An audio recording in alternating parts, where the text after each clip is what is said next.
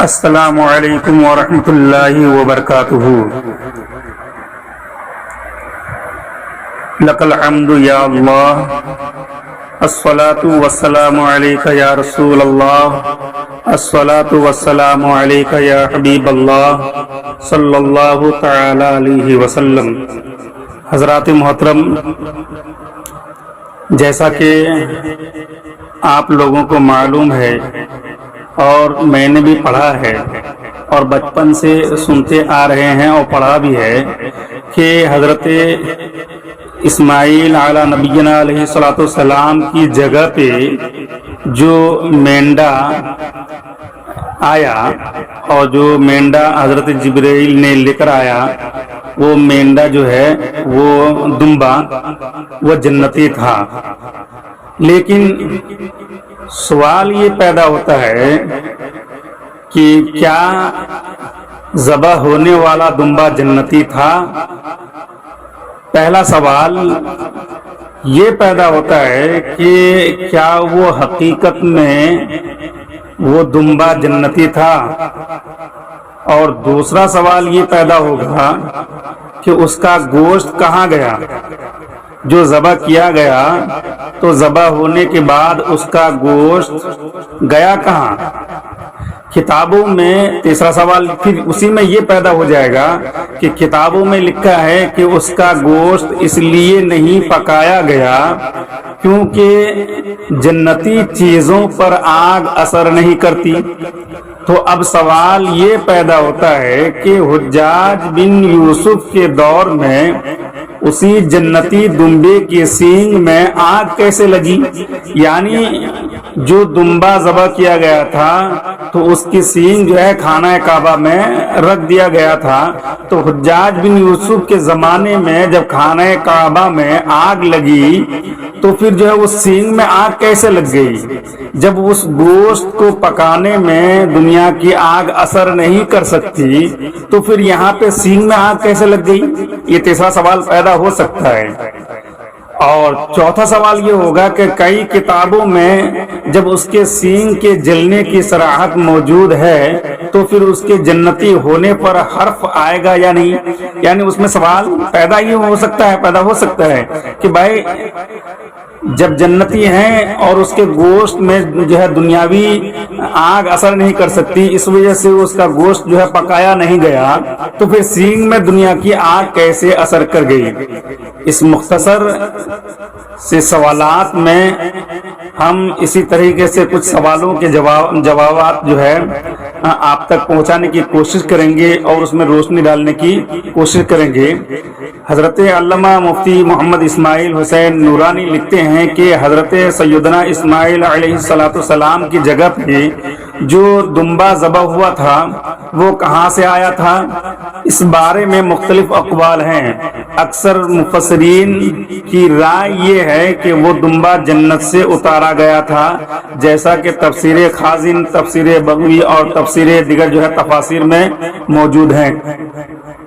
اب رہا یہ سوال کہ اس دمبے کا گوشت کہاں گیا یا کیسے تقسیم ہوا، تو اس حوالے سے علامہ ساوی مالکی اور سید سلیمان جمل کی رائے یہ ہے کہ وہ دمبا چونکہ جنت سے اتارا گیا تھا اور جنت کی چیزوں پر آگ اثر نہیں کرتی، اس لیے اس کا گوشت پکایا نہیں گیا اور نہ تو تقسیم کیا گیا بلکہ اسے پرندوں اور درندوں نے کھا لیا۔ علامہ ساوی رحمۃ اللہ تعالی علیہ لکھتے ہیں اس دمبے کے اجزاء کو پرندوں اور درندوں نے کھا لیا کیونکہ جنت کی چیزوں پر آگ اثر نہیں کرتی۔ اور علامہ سید سلیمان جمل رحمۃ اللہ تعالی علیہ لکھتے ہیں کہ یہ بات ثابت ہے کہ جنت کی کسی بھی چیز پر آگ اثر نہیں کرتی، اس لیے اس دمبے کا گوشت پکایا نہیں گیا بلکہ اسے درندوں اور پرندوں نے کھا لیا۔ حاشیہ الجمل अलल जलालैन में देख सकते हैं, और दूसरी किताबों में अनवारुल फतावा में भी देख सकते हैं। इसी तरीके से हजरत अल्लामा मुफ्ती मोहम्मद यूनुस रजा अवैसी लिखते हैं कि हजरत इब्राहिम अला नबीना अलैहिस्सलातु वस्सलाम ने जिस जन्नती मेंढे को ज़बह किया उसका गोश्त किसने खाया था, इस बारे में कोई रिवायत नजर नहीं गुजरी। अलबत्ता ये देखा गया है कि उसके गोश्त को दरिंदों और परिंदों ने खाया था। तफसीर सावी में है कि ज़बह के बाद मेंढे के गोश्त को दरिंदों और परिंदों ने खा लिया, क्योंकि आग जन्नती चीजों पर असर नहीं करती है। सावी में तफसीर सावी जिल्द 3 और जो है दूसरी किताबों में फतवा बरेली शरीफ में भी इसके बारे में देख सकते हैं। तो मज़कूरा इबारात जो हमने जो है बयान किया है, उससे मालूम ये हुआ कि वो दुम्बा जन्नती था और इसी वजह से उसका गोश्त पकाया नहीं गया।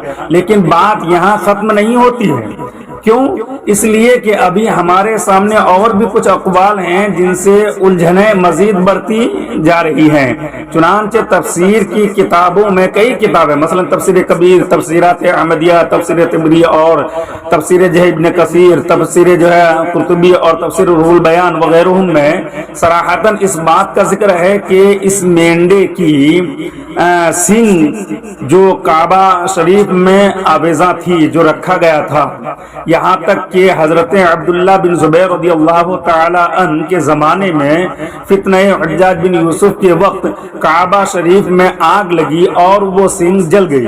अब ये समझ में नहीं आता कि जब उस मेंढे का गोश्त इस वजह से नहीं पकाया गया कि वह जन्नती है और जन्नती चीजों पर आग असर नहीं करती, तो फिर उसी जन्नती मेंढे की सींगों में आग कैसे लगी और वो कैसे जल गई।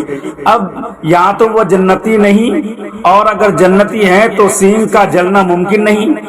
इसी क्या नाम कहते हैं सोचो फिक्र को सुलझाने के लिए अब इंशाअल्लाह ताला हम कल इसके बारे में कुछ बयान करेंगे कि आखिर वो क्या नाम कहते हैं मेंढा, वो दुम्बा जन्नती हकीकत में जन्नती था या फिर जन्नती नहीं था।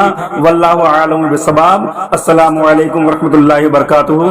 दोस्तों, अगर आप हमारे चैनल में नए आए हैं तो आप क्या नाम कहते हैं चैनल को सब्सक्राइब करें और बेल आइकन को भी दबा दें, और हो सके तो इस मालूमात को दूसरों तक पहुंचाने की कोशिश करें। वमा अलैना इल्लल बलाग।